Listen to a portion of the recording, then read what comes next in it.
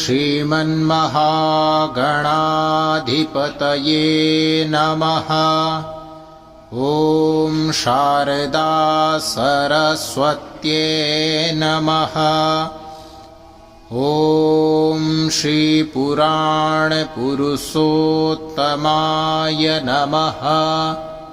ॐ नमो भगवते वासुदेवाय।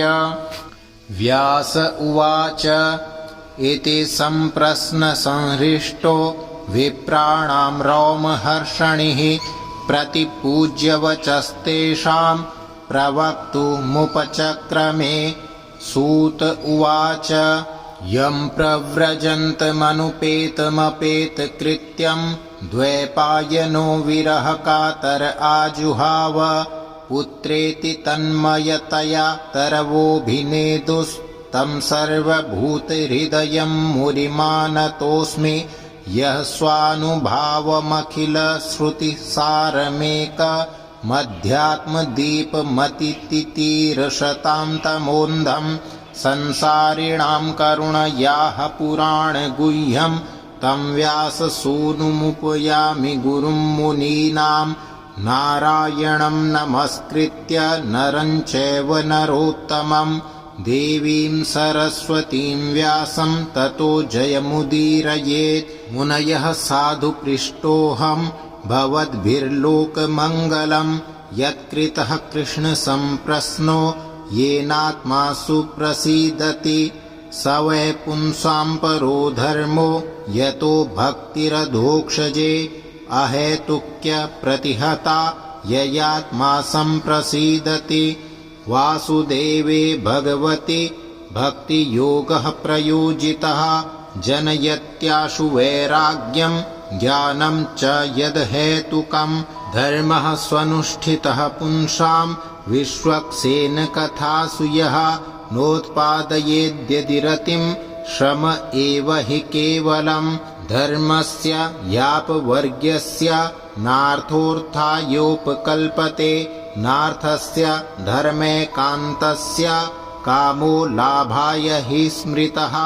कामस्य नेन्द्रियप्रीतिर्लाभो जीवेत यावता जीवस्य तत्त्वजिज्ञासा नार्थो यश्चेह कर्मभिः।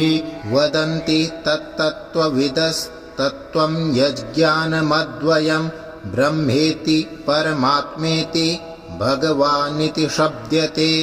तच्छ्रद्दधाना मुनयो ज्ञानवैराग्ययुक्तया पश्यन्त्यात्मनि चात्मानं भक्त्या श्रुतगृहीतया।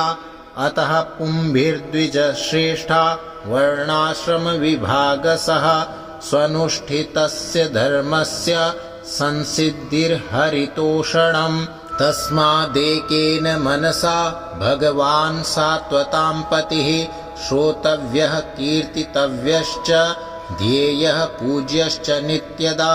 यदनुध्यासिना युक्ता कर्मग्रन्थिनिबन्धनं छिन्दन्ति कोविदास्तस्य को न कुर्यात् कथारतिं।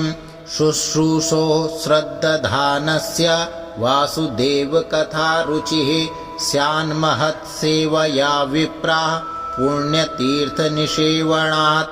शृण्वतां स्वकथां कृष्णः पुण्यश्रवणकीर्तनः। हृद्यन्तः स्तोयभद्राणि विधुनोति सुहृत्सतां। नष्टप्रायेष्वभद्रेषु नित्यं भागवतसेवया।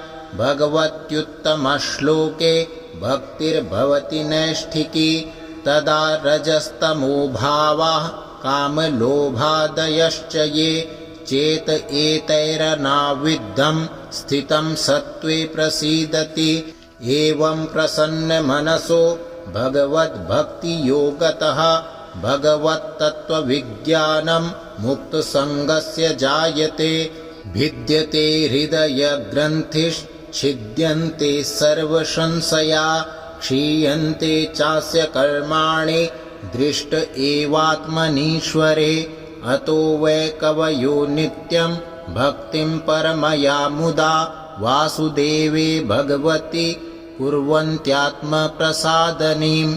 सत्त्वं रजस्तम इति प्रकृतेर्गुणास्तैर्युक्तः परः पुरुष एक इहास्य धत्ते स्थित्यादये हरिविरिञ्चि हरेति संज्ञा श्रेयांसि तत्र खलु सत्त्वतनोर्निर्णां स्युः पार्थिवाद्दारुणो धूमस्तस्मादग्निस्त्रयीमयः तमसस्तु रजस्तस्मात् सत्त्वं यद्ब्रह्मदर्शनम् भेजिरे मुनयोताग्रे भगवन्तमधोक्षजम् सत्त्वं विशुद्धं क्षेमाय कल्पन्ते येनुतानिह मुमुक्षवो घोररूपान् हित्वा भूतपतिनथ नारायणकलाशान्ता भजन्ति यनसूयवः रजस्तमः प्रकृतयः समशीला भजन्ति वै पितृभूतप्रजेशादीन्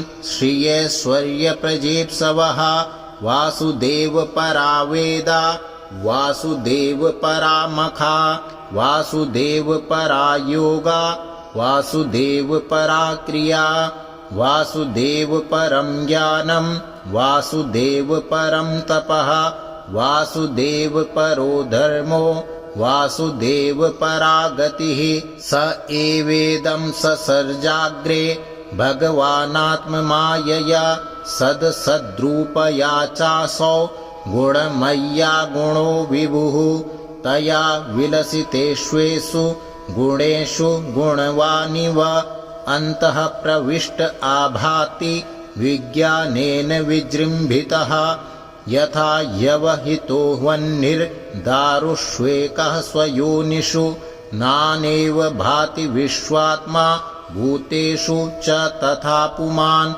असौ गुणमयैर्भावैर्भूतसूक्ष्मेन्द्रियात्मभिः स्वनिर्मितेषु निर्विष्टो भुङ्क्ते भूतेषु तद्गुणान् भावयत्येष सत्त्वेन लोकान् वैलोकभावनः लीलावतारानुरतो देवतिर्यं नरादिषु। ॐ जय जय श्रीमद्भागवते महापुराणे पारमहंस्यां संहितायां प्रथमस्कन्धे नैमिषीयोपाख्याने द्वितीयोपारायणः।